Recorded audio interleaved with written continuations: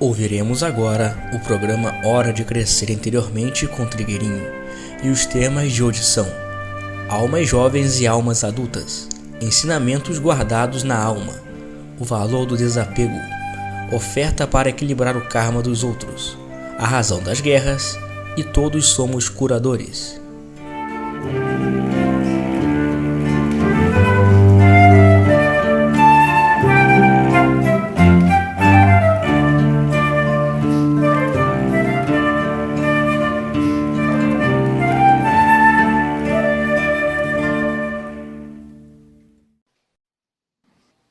Uma pessoa pergunta como é a alma de um recém-nascido. Se esta alma também volta a ser criança quando encarna, ou é só o corpo físico que é criança? E o que é uma alma adulta? Em um recém-nascido, pode estar uma alma jovem, como pode estar uma alma adulta. O que nós chamamos de alma adulta são aquelas que tiveram o maior número de encarnações desde a época da Lemúria, nos primórdios da humanidade. Então aquelas almas que começaram a encarnar na Lemúria são as mais antigas. E se elas tiveram um grande número de encarnações, hoje são as almas mais adultas, são as almas mais experientes. Depois uma nova leva de almas começou a encarnar na Atlântida, muito tempo depois. Então esses que começaram a encarnação na Atlântida são mais jovens, porque aquela etapa os lemurianos já tinham tido dezenas de encarnações ou centenas. Então aquelas que começaram a encarnar na Atlântida são mais jovens. E aquelas que começaram a encarnar nesta raça, na raça atual, estas são as almas crianças, são as almas que não têm ainda a mesma experiência das almas mais velhas, que começaram antes a encarnar. Esses escalões de almas, que começam de quando em quando sua trajetória na Terra, esses escalões de almas são individualizações do reino animal. Então existem certas etapas, certos períodos, em que no reino animal forma-se a alma em certos animais. Então estas almas se formam e começam a sua vida no reino humano. Então disse que a alma nasceu, mas na realidade a alma nasceu no reino animal. Ela é a individualização de um animal. Então, num recém-nascido, pode haver uma alma experiente, como pode haver uma alma menos experiente. Isso não tem nada a ver com a idade do corpo físico. O corpo físico é jovem, foi formado há pouco, mas aquela alma pode ser antiquíssima. Quanto mais antiga é a alma, quanto mais experiente é a alma, ela está menos envolvida com o feto dentro do útero materno. Então, se a alma é muito experiente, ela segue aquele processo da gestação, estando ali ligada ao corpo o mínimo necessário. Está mais fora, cuidando do seu processo, do que ali dentro. Se a alma é mais antiga, se a alma é mais experiente. E se a alma é mais jovem, então ela pode estar mais ali, naquelas condições que não são muito favoráveis. Esta lei do nascimento físico na Terra não favorece muito uma vida naqueles meses em que o corpo está sendo formado. Isto não favorece muito a vida da alma. Pela própria situação física do feto, pela própria situação física daquele processo. Não é fácil para certas almas viverem aquele período. Então elas ficam coligadas, ficam ligadas, ficam ajudando na construção, ficam colaborando na formação daquele indivíduo, enfim, vão encarnando aos poucos.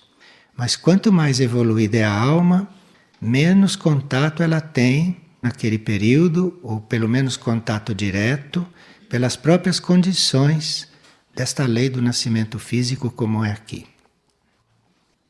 Então pode haver sim, dentro de uma criança, até de um recém-nascido, uma alma adulta, como pode haver ali uma alma muito jovem. Como nós podemos perceber uma alma jovem em pessoas já adultas, em pessoas até já anciãs, e se vê ali uma alma jovem. A idade da alma não corresponde, enfim, à idade do corpo. São duas etapas diferentes. Uma pessoa pergunta: como fazer para não esquecer os ensinamentos que aprendemos na hora de desencarnar? Porque se tivermos que reencarnar, aquilo tudo teria que estar incorporado. O ensinamento naquilo que ele tem de real e de espiritual, o ensinamento não fica gravado só no cérebro, mas o ensinamento fica gravado na alma. É a alma que evolui através do ensinamento. A alma vai evoluindo à medida que vai aprendendo. E aquilo não se perde. E a alma leva tudo aquilo que ela desenvolveu durante toda a sua vida, de uma vida para outra. Claro que uma alma mais experiente, ela vai se revelar mais experiente quando reencarnar. Não confundir a alma com o cérebro. O cérebro é que muda a cada encarnação. Externamente, aparentemente, é outro cérebro, enfim, totalmente vazio de recordações. Mas ele tem um átomo permanente. Como todo órgão tem um átomo permanente. E naquele átomo permanente está registrado toda a experiência dos cérebros anteriores. Então, não existe uma memória assim de fatos, com as coisas que a gente aprendeu, mas existe a experiência do cérebro ali memorizada. Então, um cérebro de um recém-nascido, ele não contém registrada nele memórias materiais, porque não começou ainda a trabalhar isto. Não começaram ainda os registros, a não ser da vida intrauterina. Então, ali ainda não começaram os registros. Mas no átomo permanente do cérebro, que é aquele que é permanente, que é o átomo origem de todos os cérebros daquele indivíduo, ali sim tem uma experiência gravada.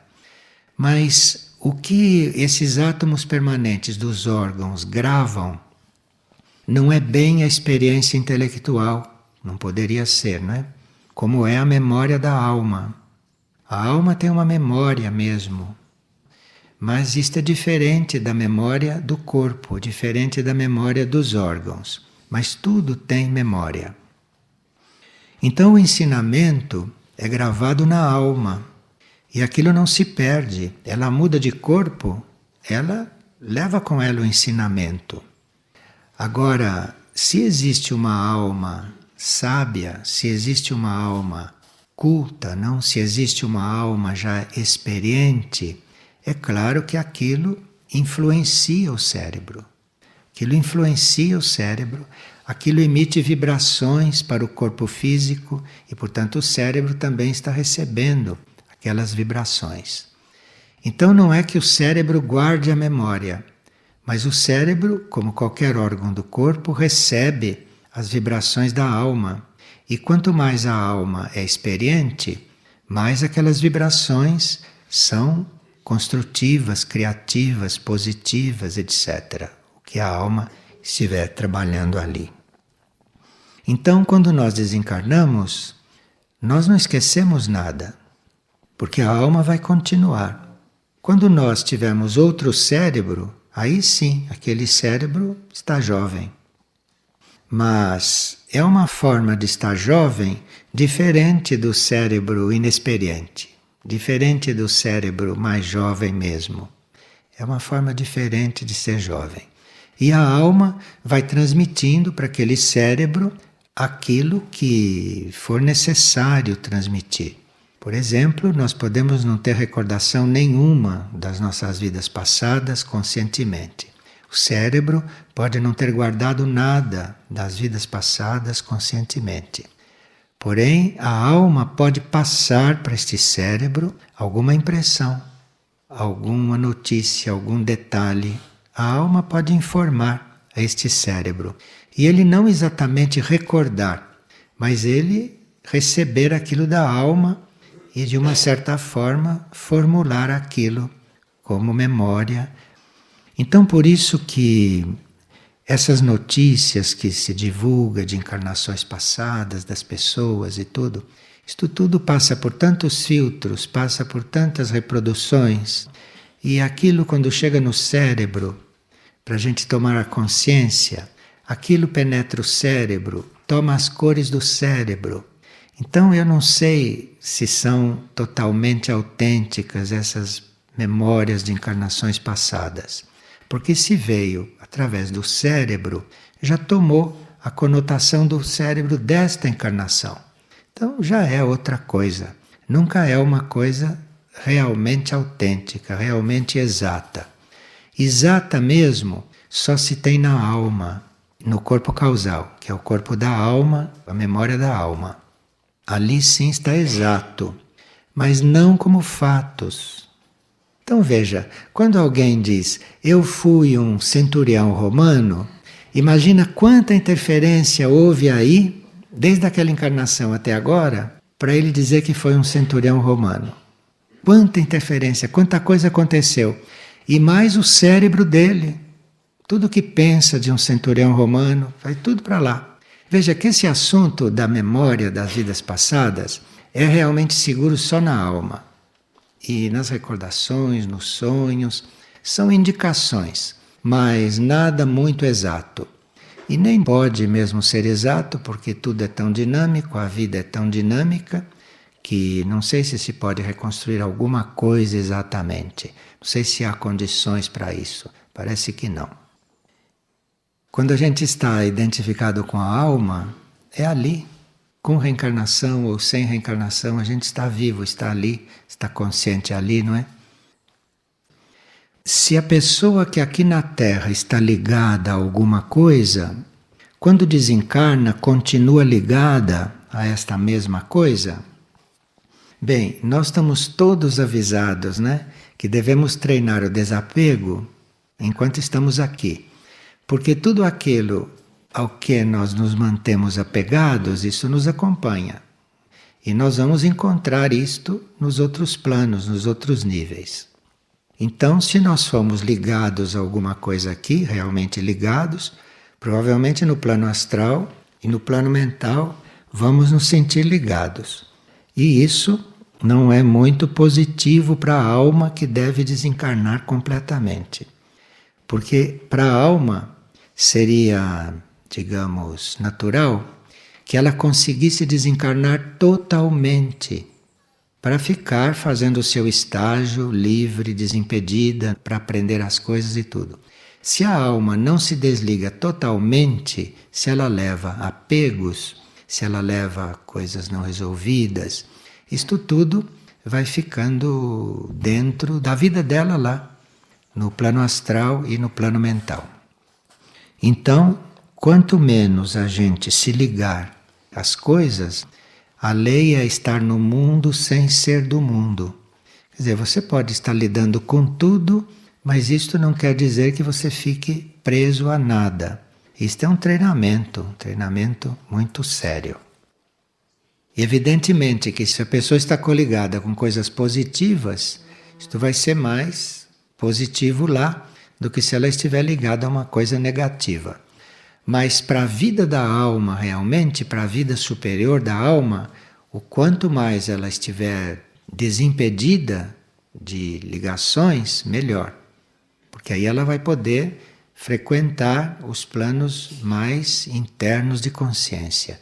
E, portanto, vai começar a fazer experiências internas mais profundas. E uma pessoa está perguntando se ela pode se oferecer para descontar o karma material de um grupo coligado com uma enfermidade hereditária. Eu conheço casos de pessoas que se ofereceram para assumir karmas de outros. E às vezes acontece de quando a pessoa oferece, aquilo ser aceito. E acontece da pessoa se oferecer e aquilo não ser aceito, porque existe uma força maior comandando a pessoa e que não permite que aquilo aconteça. Mas há casos em que a pessoa se oferece para assumir o karma de alguém e que por conjunturas, por circunstâncias, aquilo seja aceito. Isso não é uma coisa positiva. Não é uma coisa positiva, porque se você se oferece para assumir o karma de um outro, quem é que vai cumprir o seu karma? Quem é que vai fazer a sua tarefa? Porque todos nós temos uma tarefa. E pode ser tarefa nossa colaborar para que os outros compreendam melhor a lei do karma, colaborar para que o karma dos outros melhore. Pode ser uma tarefa nossa. Há muitos santos, há muitos servidores do mundo que colaboraram com isto, que fizeram a formação de pessoas, não é? Que explicaram o karma, enfim, que trabalharam muito com as pessoas neste campo. Agora, você se oferecer para assumir o karma de uma pessoa não é uma coisa muito indicada, porque enquanto você está cuidando do karma dele e o seu, você não está naquelas condições que você estaria para ir desenvolvendo o seu karma, que é aquilo que te cabe. Então nós teríamos que encontrar a forma de ajudar os outros, né? Encontrar a forma de estarmos junto com os outros e colaborando com os outros, mas cada um assumindo a própria parte. Porque a parte de cada um é suficiente para ele desenvolver naquela vida. E pode até ser mais desenvolvida, pode ser mais ampliada. Agora, está assumindo o karma dos outros, isto pode prejudicar o próprio andamento kármico, aquilo que nós deveríamos fazer com o nosso karma. E, em geral, as pessoas muito emotivas e tudo ficam assumindo as coisas dos outros, assumindo os karmas dos outros, porque elas não conhecem o próprio. Então elas mesmas não sabem o que elas estariam deixando de fazer, o que estaria deixando de acontecer com elas, que está dentro de um plano, que está dentro de uma sequência de coisas, até a perfeição daquela alma. Enfim, essas coisas são aquelas coisas emotivas nas quais a gente entra e que depois tem que resolver. A pessoa enviou um sonho simbólico no qual é mostrada a condição que se dá aos animais e como os animais se sentem aqui na superfície da Terra. Neste sonho, alguém foi embora e abandonou todos os animais no campo que estava cercado.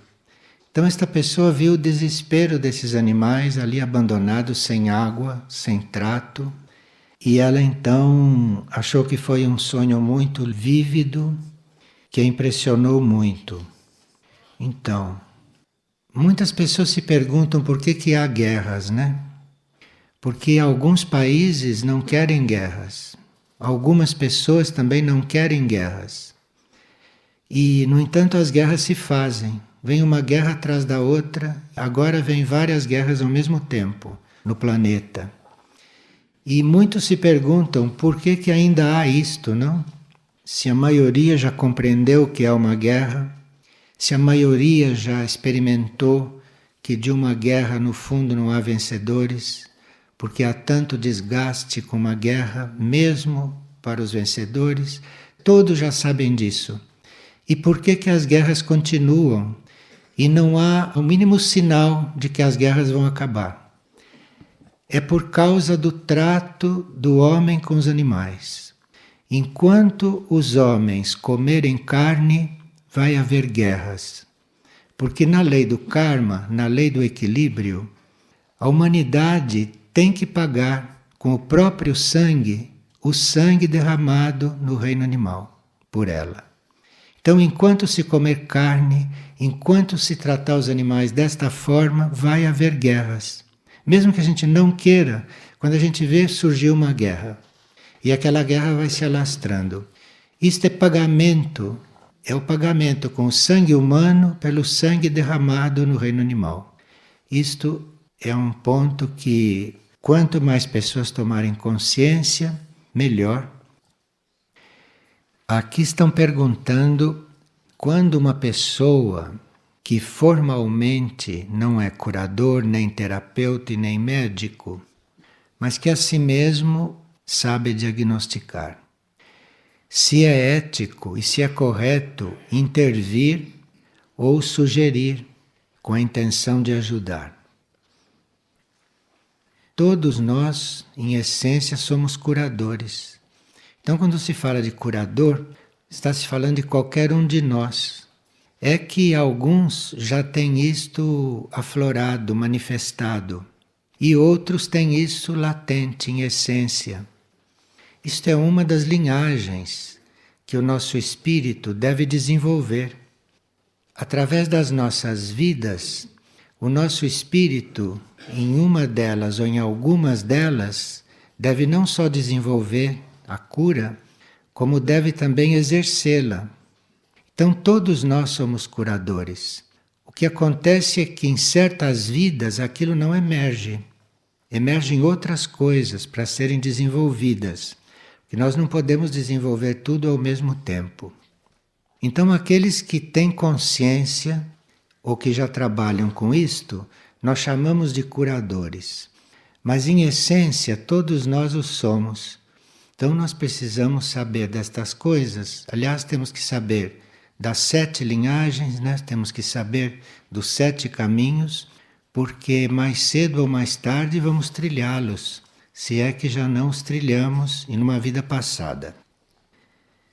Então, esta pessoa que nesta vida não trabalha com isto, mas ela sem querer sabe do que se trata, ela pergunta se é ético ela estar intervindo. Depende de como isto é feito. Muitas vezes nós sabemos as coisas só para nós. Nós sabemos as coisas para nos guiarmos e ver como tratar das pessoas, como tratar certas situações. Então, para isso, vimos a saber. Nós podemos internamente saber alguma coisa de alguém para nós podermos lidar com aquela pessoa mais adequadamente. Então, para isso, a gente sabe de uma coisa. E isto não é para ser revelado, nem para a pessoa, nem para ninguém. O que você está sabendo é para ajudar você a desenvolver certas coisas, não para revelar o que você está sabendo. Agora, outras vezes, você fica sabendo e cabe a você manifestar, cabe a você avisar ou colaborar. Estas situações não são iguais e cada situação tem que ser vista por si. E esta mesma pessoa está perguntando se deve guardar silêncio, mesmo sabendo de onde as doenças provêm e como vão terminar. Claro, você tem que guardar silêncio se deve guardar silêncio. E deve manifestar o que tiver de manifestar, se for o caso. Precisa pedir luz em cada situação. E aqui uma pessoa diz que ela sentia nela aquilo que o paciente tinha. E assim ela tratava.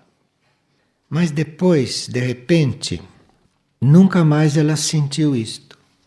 Como se isso tivesse se retirado, se essa qualidade tivesse se retirado.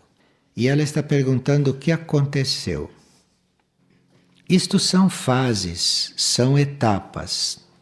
Todos nós somos curadores em potencial e pode ser que em alguma vida isto emerja por um certo período e que isto depois se retire para surgir uma outra qualidade.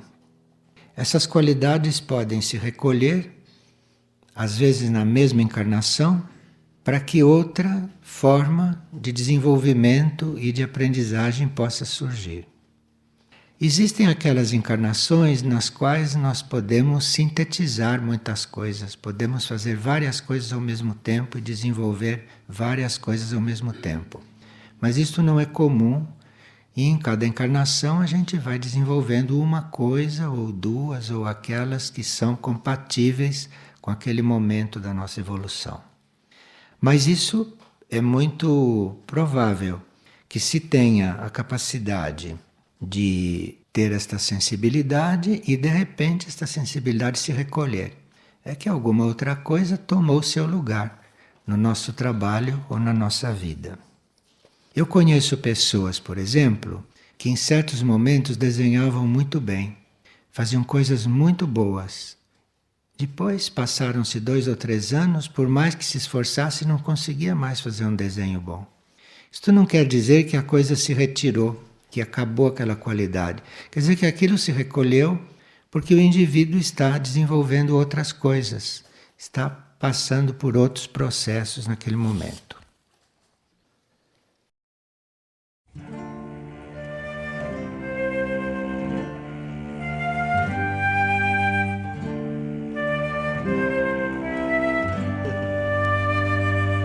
O programa Hora de Crescer Interiormente com Trigueirinho é apresentado todas as segundas e sextas, às 17h30. Todo o acervo de palestras gravadas de Trigueirinho está disponível gratuitamente no site da editora Irdim, www.irdim.org.br. E para maiores informações sobre o autor, visite também o site www.trigueirinho.org.br. E em Nova Friburgo, informações no endereço Rua Ernesto Brasílio, 14, Sala 307, Edifício Central, Centro.